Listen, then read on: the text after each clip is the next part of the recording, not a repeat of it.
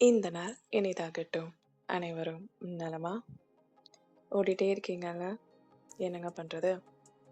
படிப்புக்காக ஓடணும், வேலைக்காக ஓடணும், பணம் சம்பாரிக்கிறதுக்காக ஓடணும், சந்தோஷத்துக்காக ஓடணும். ஆஹா! இப்படியே ஓடிட்டே இருக்கீங்களா? என்ன பண்றது?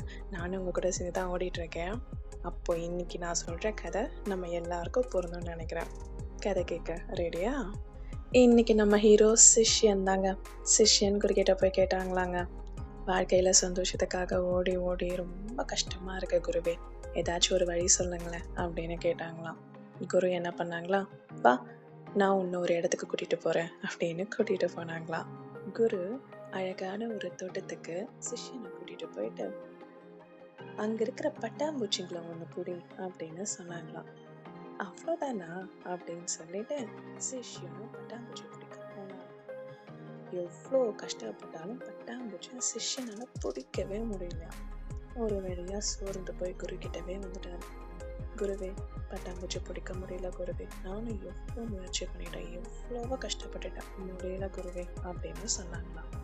குரு சிஷ்யனை உட்காரு அப்படின்னு சொன்னாங்களாம். சிஷ்யனை உட்காந்துட்டாருங்க. உட்காந்தது மட்டும் இல்லாம அந்த அழகான தோட்டத்துல இருக்கிற ஒவ்வொரு காட்சியும் ரசிக்க ஆரம்பிச்சிருக்காருங்க. அழகான பரந்து விரிந்த மேகம், அதில் சூரியன் பிரகாசிக்கிறது, இலைகளின் சத்தம், சில்லுன்னு காத்தடிக்குது, பறவைகளின் சத்தம், வண்டுகளின் சத்தம், தேனீக்களின் சத்தம். அழகா பட்டாம்பூச்சி பறந்துட்டு இருக்குங்க.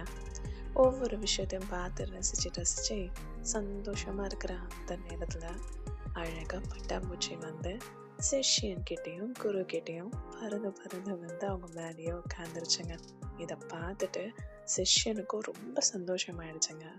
ஃபைனல் பார்ட்ங்க. குரு என்ன சொல்லியிருப்பாருன்னு உங்களுக்கு தெரியாது, ஆனா எனக்கு தெரியும். நான் சொல்றேன்.